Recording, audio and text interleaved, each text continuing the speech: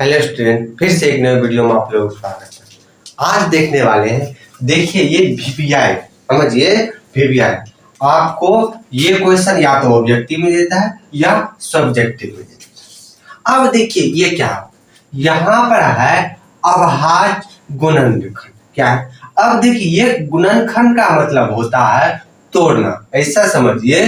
गुणनखंड का मतलब ये होता है तोड़ना। अब क्या तोड़ेंगे थे अभाज्य गुणनखंड में?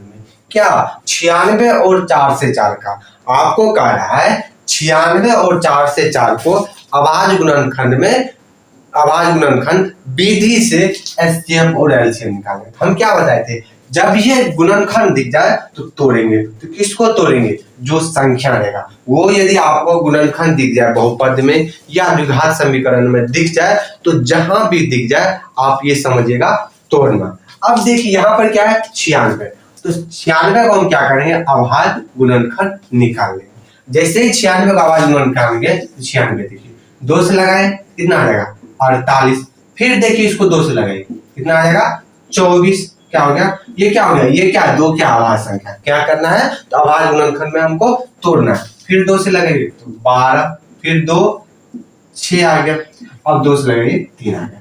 कहने का मतलब हो गया 2 1 2 3 1 2 3 4 5, मतलब 5 को 2 आ गया। 2 4 6 8 16 32 या 96 आ जाएगा, मतलब ये आ गया। सबसे पहले आपको 96 का अभाज्य गुणनखंड ऑब्जेक्टिव में भी दे देता है। तो आप क्या हो गया, या तो ये मेथड दे दे या इसी को यदि लिखिएगा 2 कितना है तो 2 है 5। तो कहने का मतलब क्या होता है, पावर यहाँ पर जुट जाता है। 2 पावर 1 है, 2 पावर 1 है, 2 पावर 1 है, 2 पावर 1 है, तो 1 1 कितना 1 है 5, 1 2 3 5, 2 को पावर 5। पावर क्या होता है जुट जाता है। वो जितना भी या तो क्या हो संख्या का पावर हो या किसी भी संख्या का पावर होता है वो पावर गुना में जुटता है, ये ध्यान रखिए। अब 2 पावर 3 लिख सकते हैं,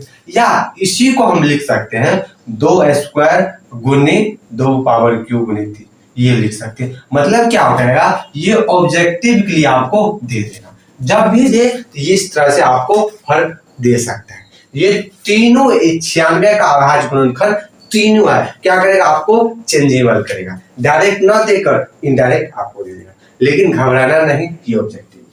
अब हम मेन फोकस कहाँ है, तो हमको एचसीएफ और एलसीएम निकालना है। क्या है? एलसीएम और एचसीएफ निकालना है। अब देखिए 4 से 4 का, अब हम क्या करेंगे 4 से 4 का अभाज्य गुणनखंड निकालेंगे। तो 4 से 4 का जैसे ही निकालिए तो क्या हो जाएगा 4 से 4 2 से लगेगा, क्योंकि लास्ट में तो 2 क्या हो गया 0 2 आ गए, फिर 2 से लगाइए 1 से 1 आ गया। अब 2 गुनी 1 से 1 आ गया। अब इसको लिख सकते हैं आप 2 स्क्वायर गुनी 1 से 1, आप ये लिख सकते हैं। ये हो गया आपको अभाज्य गुणनखंड। लेकिन ये 96 फेमस है, बोर्ड का फेवरेट है।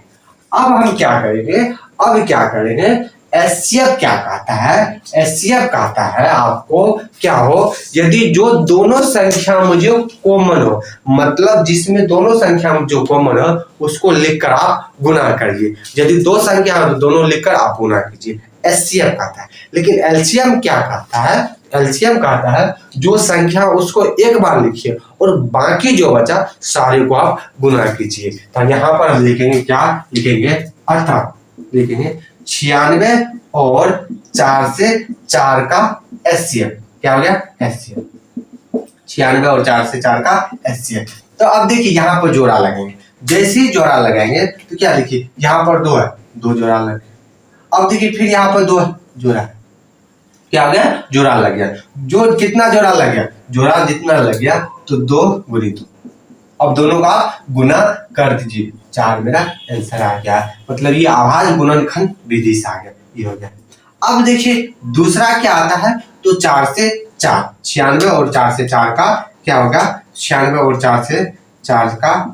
अब एचसीएफ क्या एलसीएम निकालेंगे, क्या होगा एलसीएम। एलसीएम क्या कहता है, एलसीएम कहता है जितना संख्या है उसको आप लिखिए, जितना जोड़ा है उसको एक बार लिखिए। अब बाकी जो संख्या बचा यहाँ पर बाकी क्या बचा, तो 1 2 3 क्या हो गया 1 2 3, यहाँ पर 3 होगा 1 2 3 आ गया, मतलब 2 1 2 3 4।